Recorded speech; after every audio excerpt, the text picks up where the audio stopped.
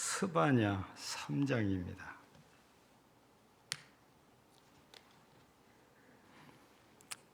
(1309쪽입니다) 스바냐 3장 1309쪽입니다. 16절, 17절 두 절만 같이 읽겠습니다. 시작. 그날에 사람이 예루살렘에 이르기를 들어오지 말라. 시온아 내 손을 늘어뜨리지 말라. 너희 하나님 여호와가 너희 가운데 계시니 그는 구원을 베푸실 전능자시라. 그가 너로 말미암아 기쁨을 이기지 못하시며 너를 잠잠히 사랑하시며 너로 말미암아 즐거이 부르며 기뻐하시리라 하리라. 아멘.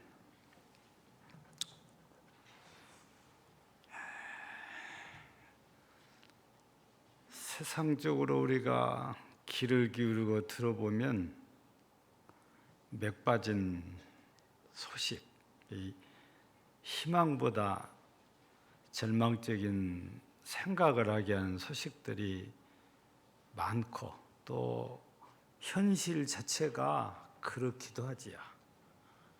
아직도 끝나지 않는 우크라이나와 러시아의 전쟁, 금방 끝날 것처럼 얘기를 하고 있는 이스라엘과 하마스와의 전쟁. 근데 하마스와의 전쟁으로 끝나지 않고 이란이 계속 또 부채질을 하고 있고, 레바논 쪽에서는 실제 폭탄이 이쪽에서 터지고 저쪽에서 터지고 현재 그런 상황이지요. 그러면서 하마스와의 전쟁이 막바지에 이르렀다고 이렇게 얘기를 하는데, 이게 끝나려고 하니까 레바논과의 전쟁이 이어질 것 같고, 이란이 배후에서 조종해서 또 시리아와 레바논이 또 함께 공격을 하려고도 하지요.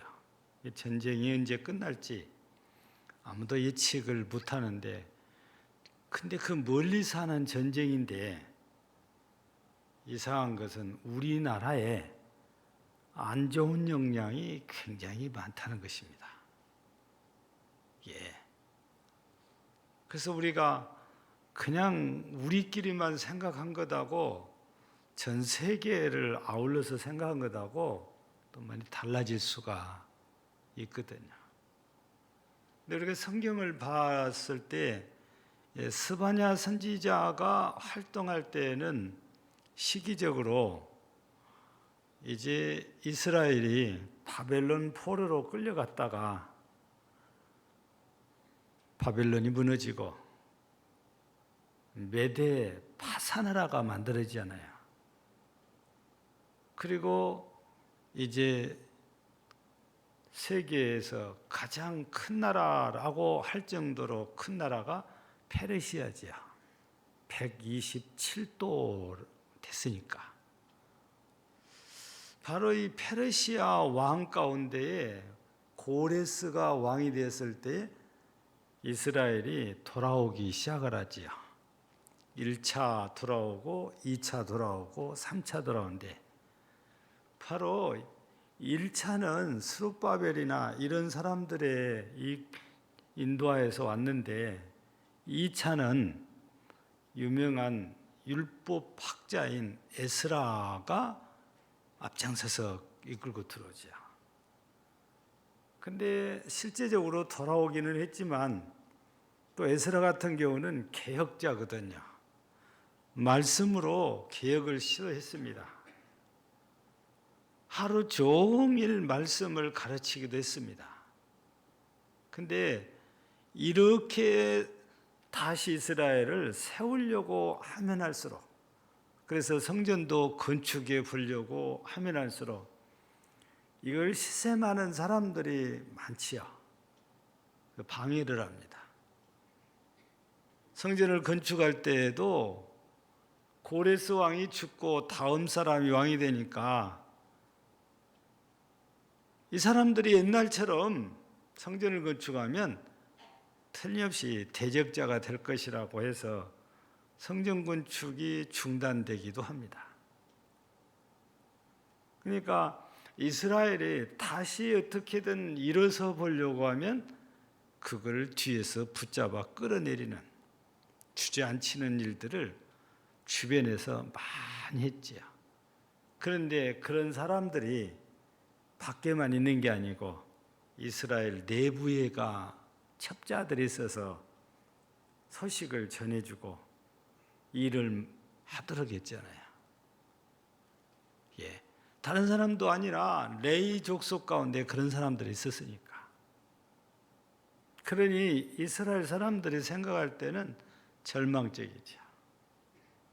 그래서 에스라도 하다 안 되니까 예루살렘을 떠나버립니다.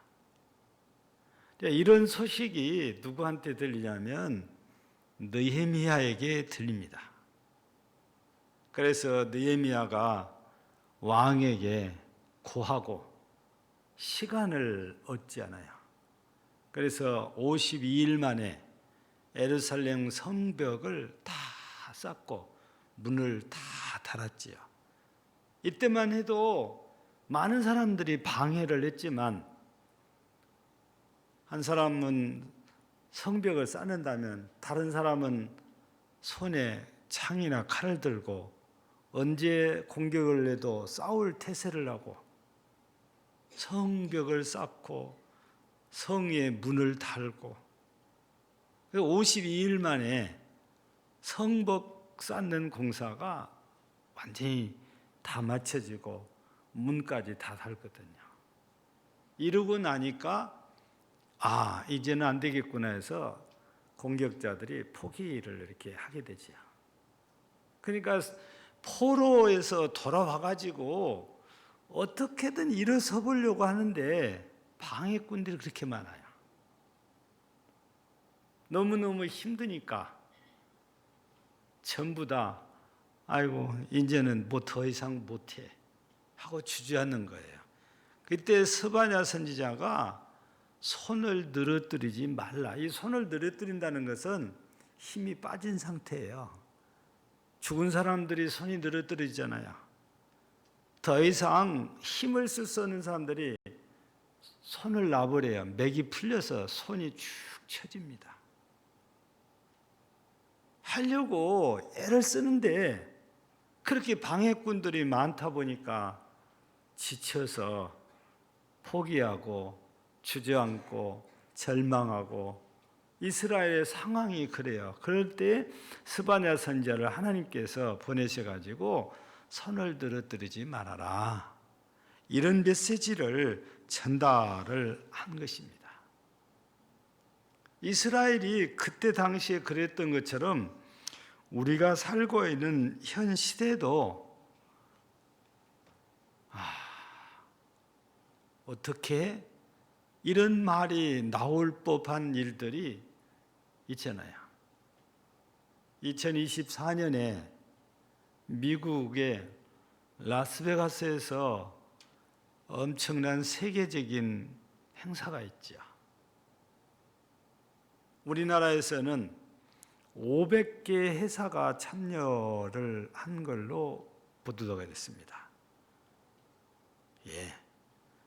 미국, 중국 이어서 대한민국이 세 번째로 많은 회사가 참여하고 많은 사람이 참여를 해요.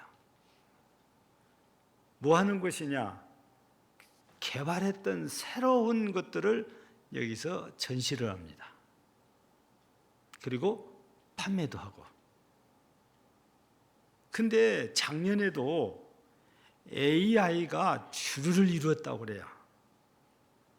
올해는 작년의 AI보다도 업그레이드된 상태로 엄청 많은 부분이 나올 것이라고 하거든요. 근데 왜 AI가 그러냐? 사람의 일자리를 뺏어갑니다. AI가. 그냥 스위치 누르면은 청소나 하고 서빙이나 하는 이런 정도가 아니고 사람과 사람이 대화를 하듯이 그런 대화가 가능한 로봇을 AI 기술이 지금 접목이 됐죠. 그리고 우리가 컴퓨터에서 주제를 하나 주고 검색하면 엄청난 양의 정보들이 쏟아져 나오잖아요.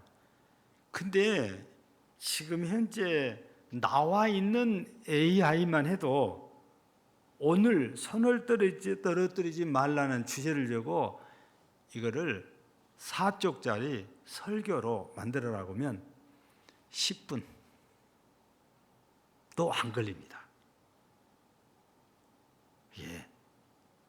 제가 준비한 것보다도 이론적으로는 훨씬 잘 만들어요. 그러니 뭘 하나 해도 우리가 보통 챗 GPT라고 하는데 이게 AI 기술이 접목되는데 얘네들이 우리 인간들보다 훨씬 잘한다고 말입니다.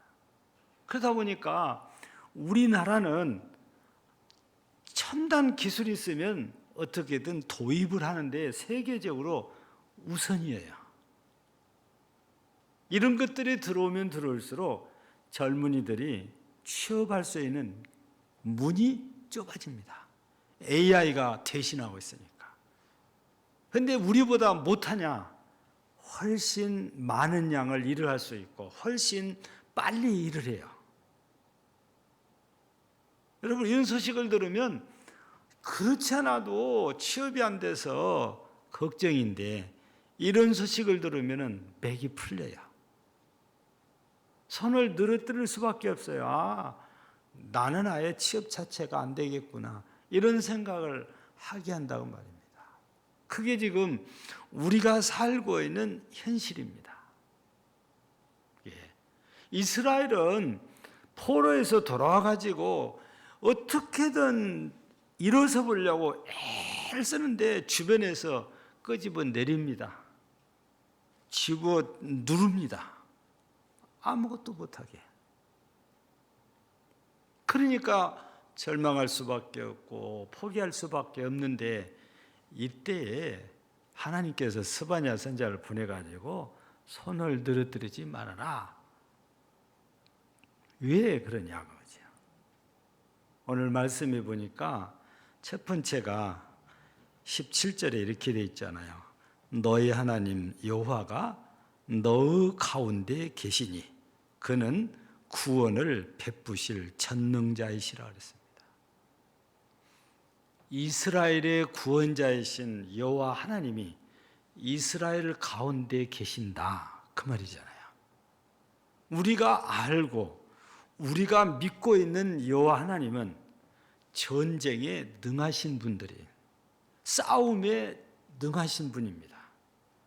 한 번도 패하지 않는 분이에요.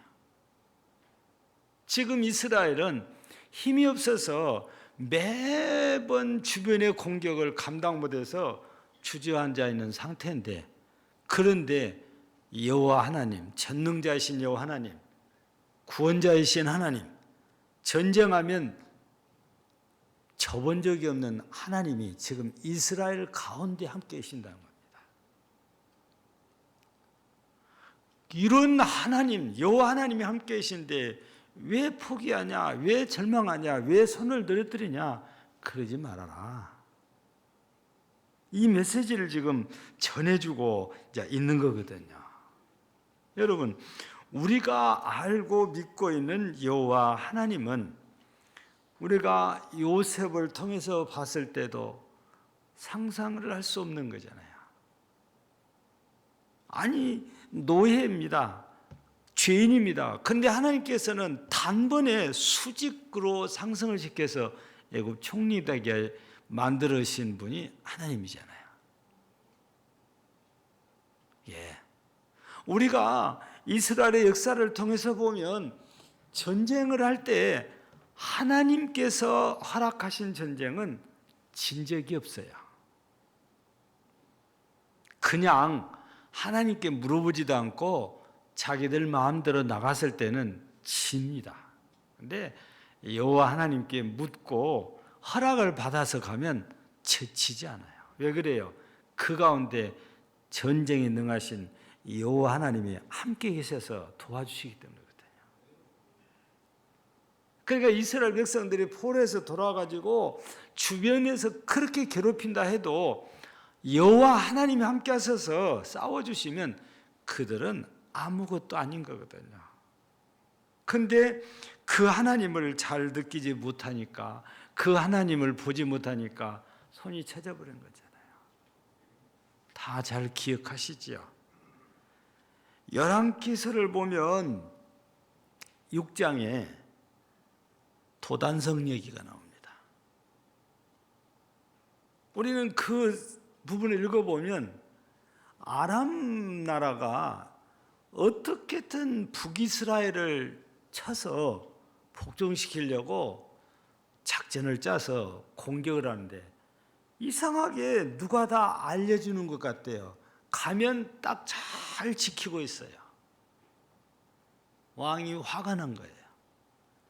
틀림없이 이 자리에 첩자가 있다는 겁니다. 그러니까 그 중에 한 사람이 아니옵니다.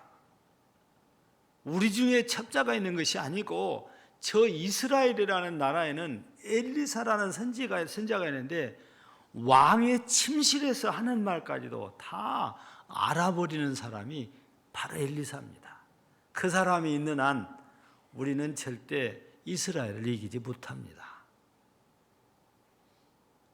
결론은 뭡니까? 엘리사만 죽으면 얼마든지 이스라엘을 이길 수 있다는 거예요. 그래서 조사를 해보니까 그 엘리사가 토단성에 있다는 거예요.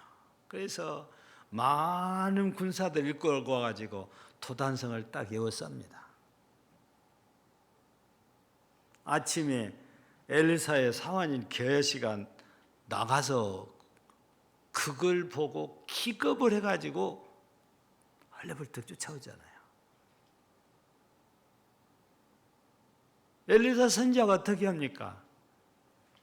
여호와야, 눈을 열어 보게 하옵소서. 기도를 합니다. 그리고 게하시에게 너 다시 가서 한번 봐라 그랬더니 아까는 안 보였는데 아람 군사를 다시 천군 천사가 세아릴 수 없는 천군 천사가 다 에워싸고 있는 거예요. 여러분, 우리가 천군 천사를 못 보니까 아람 군대만 보니까 아이고 이제 죽었구나, 이제 끝났구나 이런 생각을 하게 되잖아요. 근데 게하시가 다시 가서 천군 천사를 보고 생각이 달라진 것처럼 우리도 이런 전능하신 하나님이 우리와 함께 하셔서 싸워주신다는 것을 확신하면 손을 들어드릴 이유가 없어져요. 그분이 지금 우리 가운데, 그분이 지금 나와 함께 계시니까. 그분은 우리의 구원자입니다. 그분을 위해서 싸워주실 분이에요. 그분은 우리의 돕는 분입니다. 근데 그게 안 보이니까 지금 보이는 현실만 보고 절망적인 생각을 해요. 포기를 해요. 주저앉아요. 우리 그리스도인은 보이는 세계 때문에가 아니고 보이지 않는 세계를 믿고 산 사람들이에요. 하나님이 안 보여도 그 하나님을 우리는 전능자로 믿고 산 사람들이에요. 그런데도 많이 대화를 해보면 그 하나님을 믿는다고 하는데도 현실 세계에서는 그 하나님보다도 내 눈에 보이는 현실의 벽을 넘지 못하는 우리의 연약한 믿음이 자꾸 나오잖아요. 여러분, 우리의 믿음이 내가 믿으려고 했을 때 그렇게 됩니다. 근데 하나님의 성령이 감동을 주셔서 내가 믿음이 생기면 하나님이 주신 믿음이에요. 그런 믿음을 가지면 하나님의 세계가 깨달아지니까 두려움이 없어지거든요. 예. 그래서 다윗도 사망의 음침한 골짜기를 다녀도 두려워하지 않아요. 왜? 전능하신 여호와가 목자로서 항상 함께 해주시니까. 여러분, 우리 금당 제일교회에 전능하신 하나님이 함께 계신다는 걸 믿으시기 바랍니다. 아무리 현실적으로 힘들고 어려운 일이 생겨도 그 하나님이 함께 하셔서 도우면 넉넉히 이겨나갈 수 있고 헤쳐나갈 수 있습니다. 그 하나님이면 충분하거든요. 그래서 여러분, 우리 교회 가운데, 여러분 가운데 전능하신 여호와 하나님이 함께 하셔서 우리를 도와주실 것이고, 우리를 지켜주실 것이고, 우리를 구원해 주실 것이고, 우리를 복주실 것입니다. 그러니 늘어뜨리지 말고 힘내십시오. 두 번째는 오늘 이 말씀 보니까 우리 하나님께서, 여호와께서는 어떤 분이냐면 오늘 17절 그 뒤에 그가 너로 말미암아 기쁨을 이기지 못하시며 그랬습니다. 얼마나 좋은, 우리가 기쁨을 이기지 못한다는 것은 내가 주체할 수 없을 정도로 좋다고 말입니다. 얼른 보면 이스라엘이 범죄해서 바벨론 포로도 되게 했잖아요. 근데 그 하나님이 이스라엘을 그렇게 기뻐하신가? 그러지만 여러분, 우리가 이 얘기를 한번 해보세요. 여러분, 우리의 자녀들 왜 사랑합니까? 공부를 잘해서 사랑하십니까? 특별한 능력이 있어서 사랑하십니까? 왜 사랑하시지요? 그러면 대한민국에서 최고로 잘생긴 아들이고 딸에서 사랑합니까? 왜 사랑하죠? 특별한 이유가 있나요? 없습니다. 내 자녀니까. 이유가 있다면 내 자녀라는 것뿐이에요. 공부를 좀 못해도, 얼굴이 좀 덜 예뻐도, 남들만큼 뛰어난 능력이 없어도 그래도 사랑해요. 왜? 내 자녀니까 그래요. 하나님께서 이스라엘을 너무너무 좋아서 어쩔 줄 모르는 것도 마찬가지입니다. 왜냐하면 하나님께서 약속하셨어요. 나는 너희 아버지시고 너는 내 자녀라고 약속을 했잖아요. 그러니까 이유가 없어요. 이스라엘은 하나님의 자녀의 백성이에요. 그러니까 그냥 보면 예쁘고, 그냥 보면 사랑스럽고, 그냥 생각하면 웃음이 나올 정도로 좋아요. 바로 하나님께서는 이스라엘 향해서 그런 분이십니다. 우리를 향해서도 역시 마찬가지거든요. 사람들은 이런 관계가 아니면 뭔가 아주 특별한 뭐가 있어야 그러거든요. 예를 들면 노래를 좋아하는 사람들은 노래를 잘하는 사람들을 좋아합니다. 그래야 관계가 맺어져요. 난 노래를 좋아하는데 노래 못 부르는 사람들 좋아하냐? 그렇지 않아요. 수준 안 맞는다고 싫어하거든요.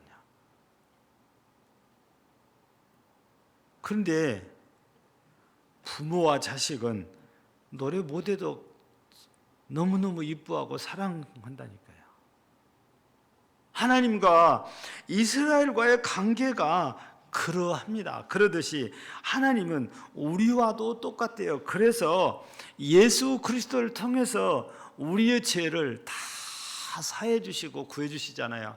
그래서 하나님은 예수님으로 말미암아 구원받은 우리를 보기만 해도 좋아요. 기뻐요. 사랑스러워하십니다. 여러분, 이렇게 나를 이뻐해 주고 나를 귀히 여겨 주시고 나를 사랑하신 분이 하나님이 나와 함께 계시는데 뭐가 걱정이냐고 말입니다. 걱정할 필요가 없다는 거죠. 그러니까 손을 늘어뜨릴 만큼 포기도 좌절도 실망도 할 필요가 없다. 하나님께서 스바냐 선지자를 통해서 어려운 현실 가운데서 주시는 말씀이잖아요. 이스라엘도 현실을 보면 그냥 다 귀찮은 거예요. 근데 스바냐 선지자를 통해서 하나님이 너희를 얼마나 기뻐한 줄 아냐? 얼마나 좋아한 줄 아냐? 말로 할 수 없다야. 그런 것처럼 그 하나님은 여러분들도 그렇게 기뻐하십니다. 거기에다가 하나 더 뒤에 무슨 말씀이 나왔어요? 너를 잠잠히 사랑하시며. 잠잠히는 조용히 남들이 모르게, 나도 모르게 하나님은 뒤에서 나를 정말 사랑하신다는 거지. 여러분들을 정말 사랑하세요. 이스라엘을 정말 사랑하신다는 겁니다.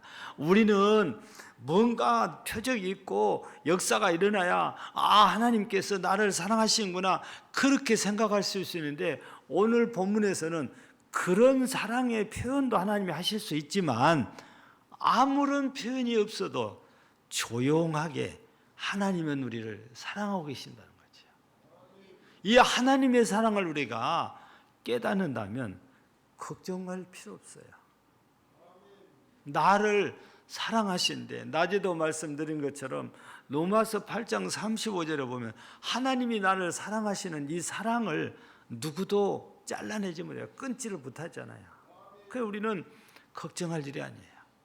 도리어 나 같은 죄인을 사랑해 주시는 하나님께 감사해야 되는 거죠. 하나님은 여러분들도 사랑하십니다. 하나님 우리 금당 제일교회도 사랑하시잖아요. 그러니 교회가 형편이 좀 어렵다, 그거에 실망할 일이 아니에요. 하나님이 계시는데, 하나님이 우리 가운데 계셔서 우리를 구원하시고 도우실 건데, 하나님이 나를 너무너무 기뻐하시고 우리 교회를 기뻐하시는데, 우리 교회를 또 사랑하시는데 우리는 걱정할 일이 아니다 그 말이죠. 여러분, 우리 하나님은 이렇게 우리와 함께 하시고 우리를 기뻐하시고 우리를 사랑하신 분입니다. 하나님이 함께 하시는 교회가 된다면 전혀 걱정할 필요 없어요. 우리가 함께 하시는 하나님을 잘 믿고 말씀 따라 순종해서 잘 섬기고 순종하다 보면 하나님께서 부어주셔요, 은혜를. 환경을 그래서 초월할 수도 있고 우리의 형편을 초월할 수도 있게 돼요. 그래서 우리 모두 금요일을 시작하면서 세상의 길을 걸으면 정말 어렵다는 소식이 많아요. 그거보다 전능하신 하나님이 우리 교회 가운데, 여러분들 가운데 함께 하신다는 이 믿음의 확신을 가지시기 바라요. 그 하나님 우리 교회를 너무너무 기뻐하신다. 그 하나님은 여러분을, 또 우리 교회를 너무너무 사랑하십니다. 그 하나님이 함께 하셔서 여러분 개인적으로, 가정적으로, 사업장에도, 우리 교회에도 더 힘을 얻어서 더 열심히 하나님과 함께 교회를 세우고 하나님의 나라를 확장해 나가는데 하나 되는 우리 금당제일교회와 모든 성도들이 되어지기를 주의 이름으로 축복합니다. 하나님 우리 아버지 감사합니다. 이스라엘의 형편이 무척 어려운 현실인데 하나님께서는 스바냐 선지자를 통해서 너희 손을 늘어뜨리지 말아라 하고 하나님의 말씀을 전합니다.